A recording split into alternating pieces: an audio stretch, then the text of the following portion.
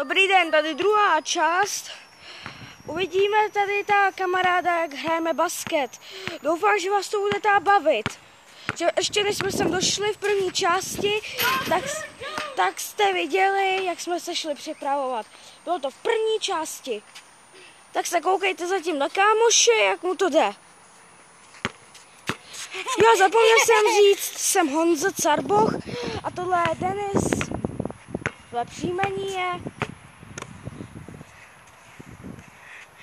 rád, co jak on asi chce říct. Zkus to hodit do koše z ty největší dálky, co umíš.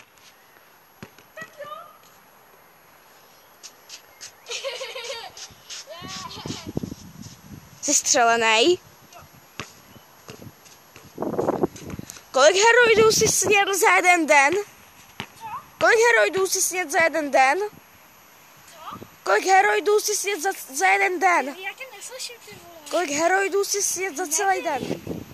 Asi 20. Tak to bys měl být už dávno ožralej. Já jsem ožralý. To bys takhle nebíhal, to bys běhal jak zombík.